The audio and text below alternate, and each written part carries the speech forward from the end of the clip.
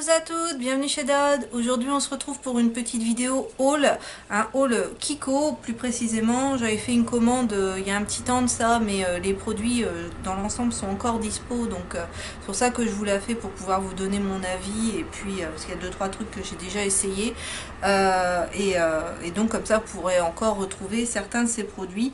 J'essaierai de vous mettre les prix en fonction de ce que je trouve.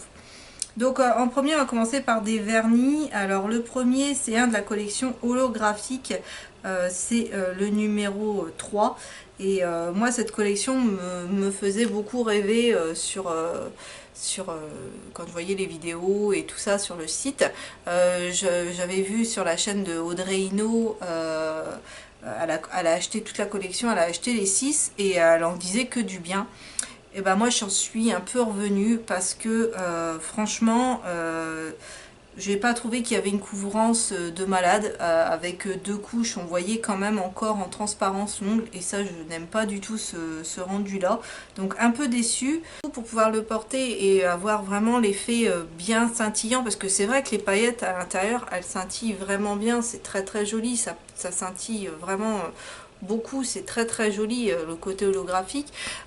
Du coup je le posais sur un vernis de chez L'Oréal, un color riche, le 106 Versailles Gold, qui est un rose aussi, et donc vous voyez ça reste vraiment dans les mêmes teintes, donc du coup comme ça fonctionne bien et j'ai bien mon côté holographique, mais seul j'ai été un petit peu déçue. Ensuite, un bleu nuit très très foncé, donc c'est dans la collection Shade of Blake. Il est magnifique celui-là, c'est le 04. C'est un bleu nuit très très sombre, je sais pas si je pense que la couleur vous la voyez. Lui il est très beau, il tient très bien, il est bien opaque, donc là rien à redire, très contente de ce vernis là, j'avais pas dans la collection, donc très très contente. Et pour terminer, un dans la collection Candy Split, le numéro 04 aussi, c'est un bleu blindé de petites paillettes, avec un reflet rose, des petites paillettes roses à l'intérieur. Il est très joli, et je l'avais mis en accent nail sur ce vernis là et ça rend super bien. Alors évidemment ce sont que des paillettes, hein, je veux dire en termes de couvrance, là voilà, on est sur un vernis blindé de paillettes, donc il faut porter quelque chose en dessous. Les vernis chez Kiko, ils ont cette particularité là, c'est de, voilà, le capuchon s'enlève à part le blanc, mais sinon les deux autres c'est le même système.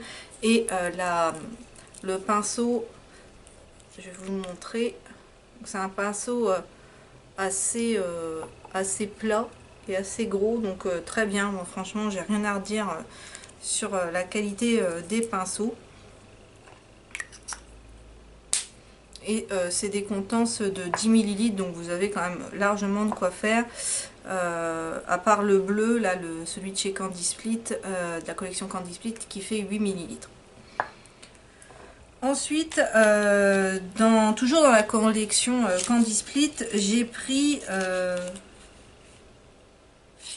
donc dans cette collection là qui était très bonbon carnaval, j'ai pris un rouge à lèvres, donc c'est le numéro 02. Alors le packaging il était vraiment très sympa, la boîte elle était toute rose avec on retrouve les mêmes stries, et alors c'est un violet, et alors vous voyez le raisin est tout petit, et alors il faut plusieurs passages, sinon encore une fois ça manque d'opacité.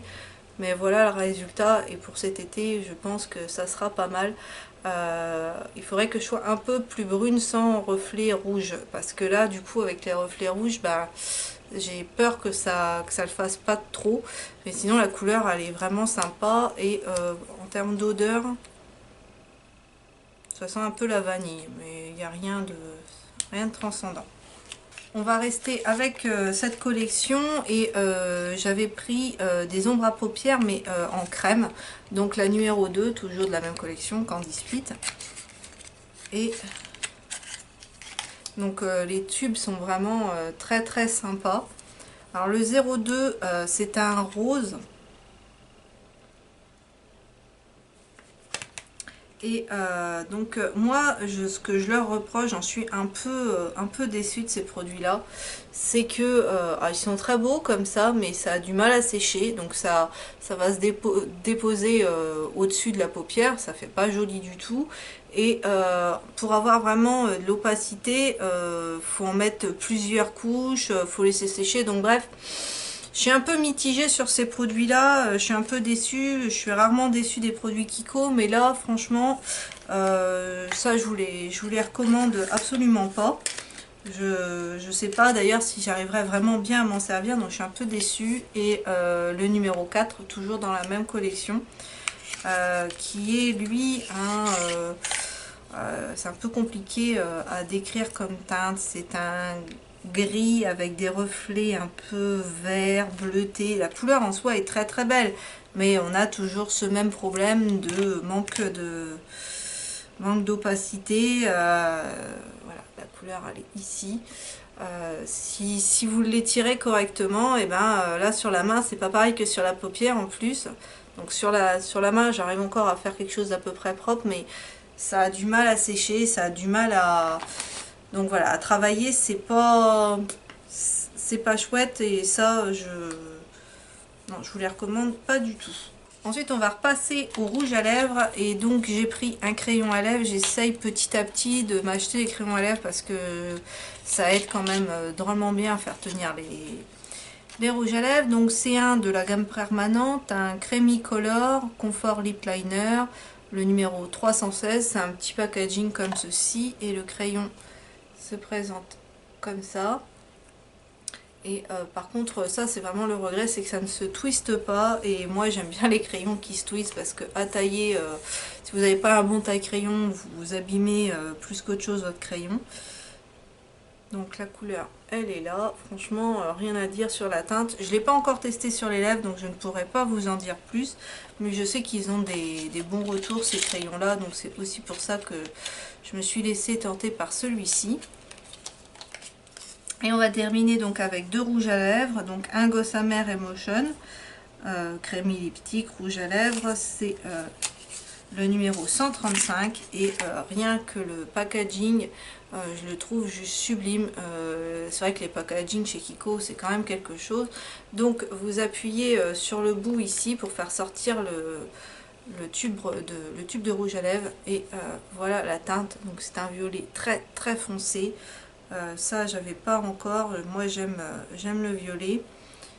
Donc voilà, pareil, il faut quand même plusieurs passages pour avoir une bonne opacité, mais le rendu est vraiment très très beau, donc hâte de le porter, parce que je les ai pas, celui-là je l'ai pas encore porté sur les lèvres. Et le dernier, c'est un stylo rouge à lèvres de la collection Unlimited, c'est le numéro 18, le packaging se présente comme ceci. Et le rouge à lèvres en lui-même se présente comme cela, donc j'adore. Franchement, je les trouve mais tellement, tellement, tellement beaux ces rouges à lèvres. Je craque sur le packaging. Et le rouge à lèvres donc, se présente comme ceci. Le raisin est légèrement biseauté. Et voilà la couleur. Donc là, c'est pareil, c'est super beau.